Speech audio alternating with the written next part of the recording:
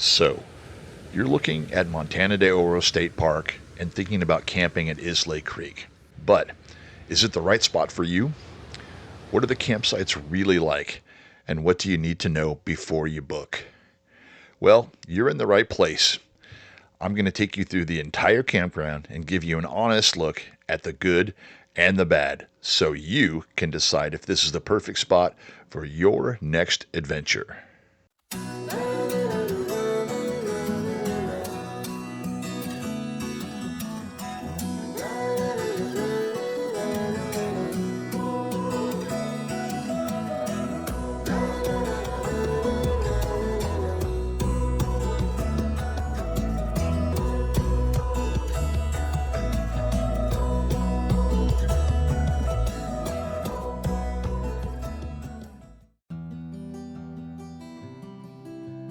Before we get into campsite numbers and vault toilets, let's paint a picture.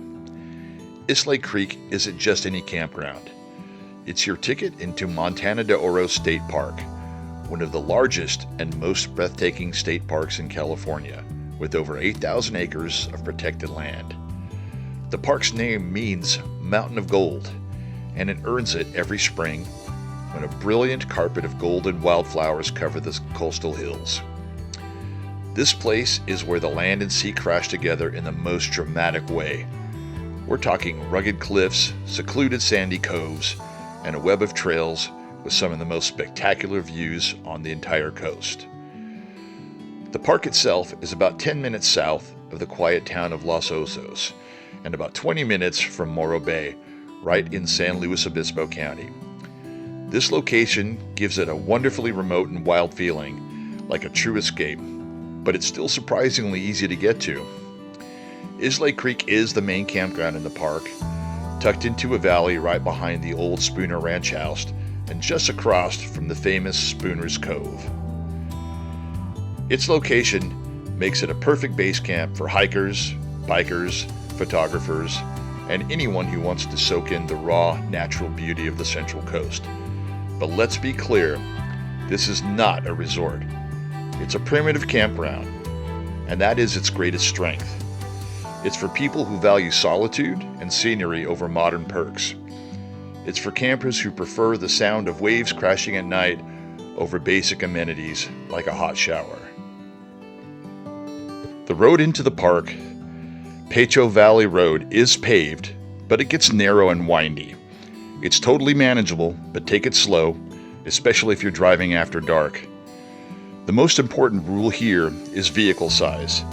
This place is mainly for tents, vans, and smaller RVs. The official max length for a motorhome or trailer is 27 feet, and they mean it. If your rig is bigger than that, you're not gonna fit. Our rig is 25 feet and our truck is another 20.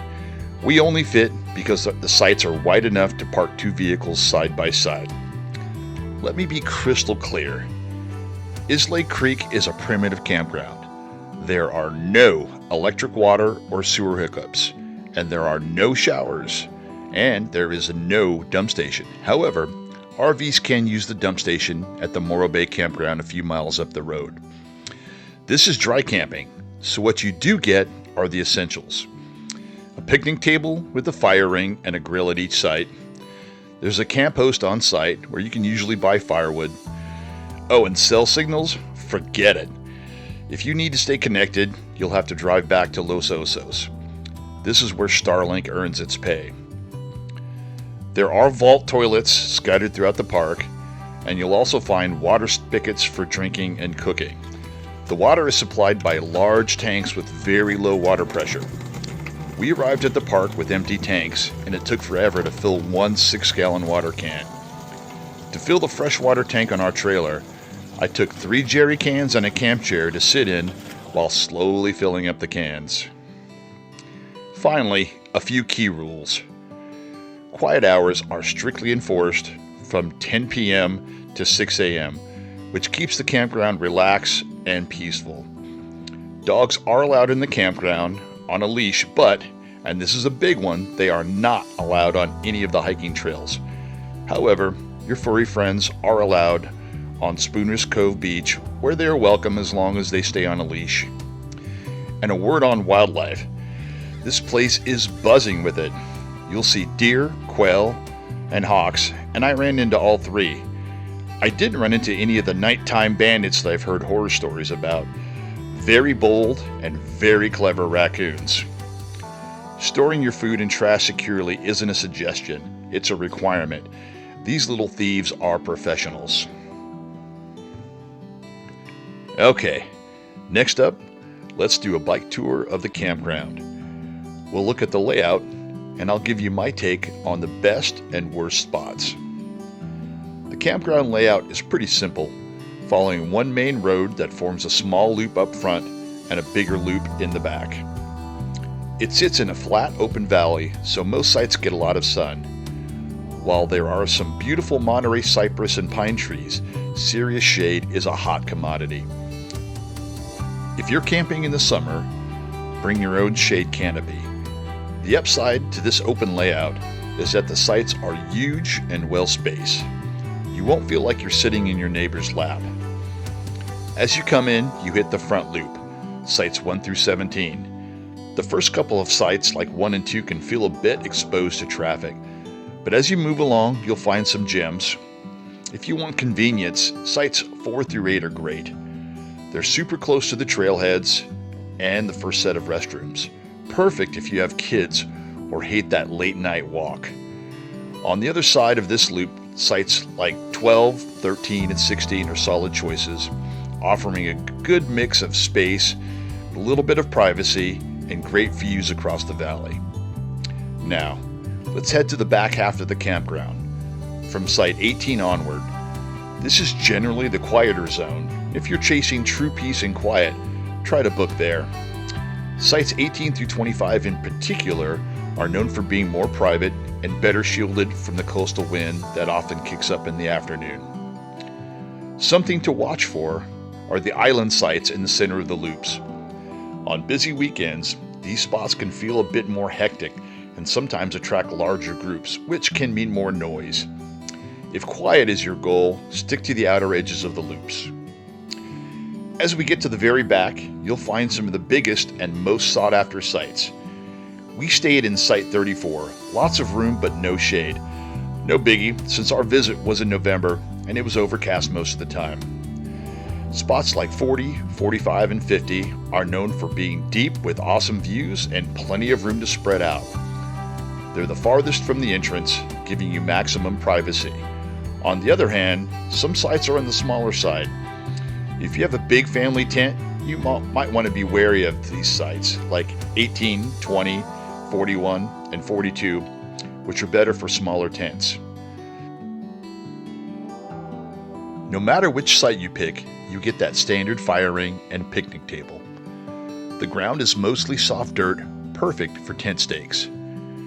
A cool feature is that the Reservoir Flats Trail actually cuts right through the campground, so you can start your hike literally from your front door. The overall vibe is just peaceful. You hear the distant roar of the ocean, the call of the quail, and the wind rustling through the trees. And at night, the lack of light pollution makes for absolutely epic stargazing. Next, we'll explore the day use area just outside the campground. The undisputed star of the show is Spooner's Cove, right across the road from the campground entrance. It's a gorgeous, sheltered beach, framed by dramatic cliffs and sea caves. It's fantastic for tide pooling at low tide, and it's the one beach in the area where your furry friend can join you on a leash. The sunsets here are just unreal, but be warned, this is not a beach for swimming due to the powerful rip currents and other hazards. Plus, it's a bit rocky and not ideal for barefoot walks. For hikers, this place is paradise. The trailheads for the park's most famous hikes are within walking distance. The absolute must-do is the Bluff Trail. It's a relatively flat 4-mile round-trip hike that hugs the coastline, delivering non-stop, jaw-dropping views of the ocean and hidden coves. And don't skip the Spooner Bay Ranch House near the day use area. It's a small visitor center and museum that offers a great history of the land, from its Chumash origins to its ranching days. It's a cool way to connect with the history of the park and pick up a few souvenirs.